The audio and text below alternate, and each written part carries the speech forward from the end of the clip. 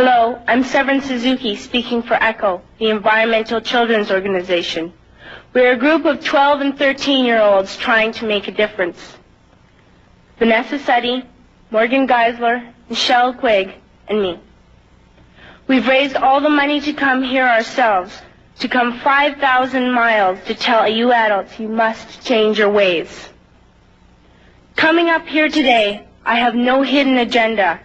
I am fighting for my future. Losing my future is not like losing an election or a few points on the stock market.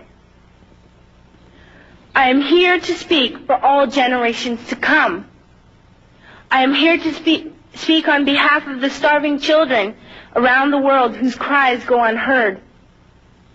I am here to speak for the countless animals dying across this planet because they have nowhere left to go. I am afraid to go out in the sun now because of the holes in our ozone. I am afraid to breathe the air because I don't know what chemicals are in it. I used to go fishing in Vancouver, my home, with my dad, until just a few years ago we found the fish full of cancers. And now we hear of animals and plants going extinct every day, vanishing forever. In my life, I have dreamt of seeing the great herds of wild animals, jungles and rainforests full of birds and butterflies. But now I wonder if they will even exist for my children to see. Did you have to worry of these things when you were my age? All this is happening before our eyes, and yet we act as if we have all the time we want and all the solutions. I'm only a child, and I don't have all the solutions. But I want you to realize, neither do you. You don't know how to fix the holes in our ozone layer. You don't know how to bring the salmon back up in a dead stream. You don't know how to bring back an animal now extinct. And you can't bring back the forest that once grew where there is now a desert. If you don't know how to fix it, please stop breaking it. Here, you may be delegates of your government, business people, organizers, reporters, or politicians, but really, your mothers and fathers, sisters and brothers, aunts and uncles, and all of you are someone's child.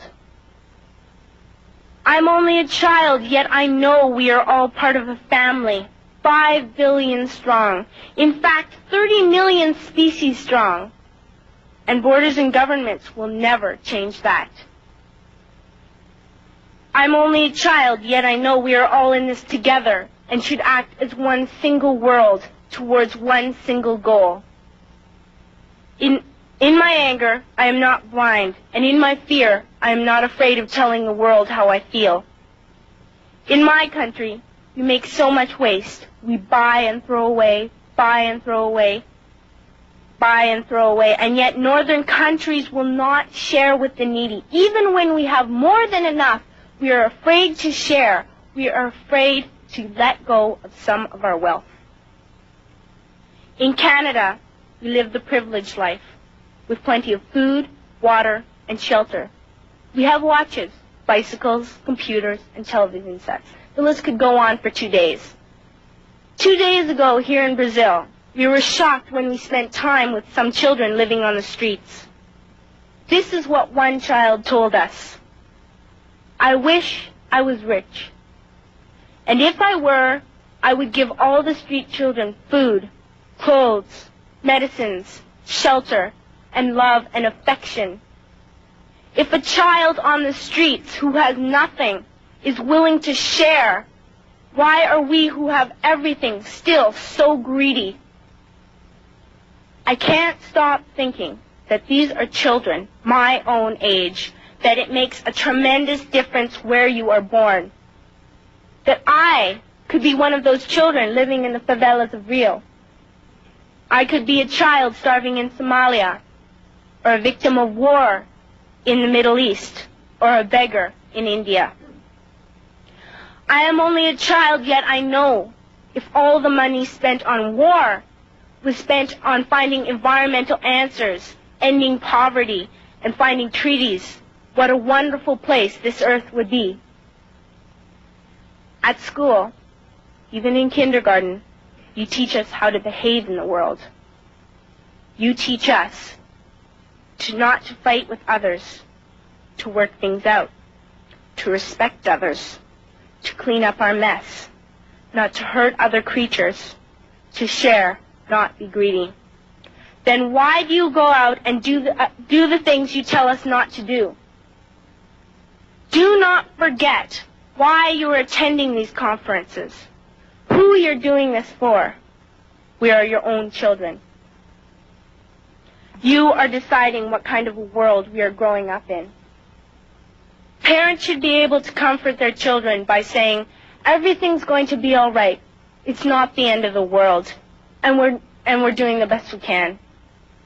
But I don't think you can say that to us anymore. Are we even on your list of priorities?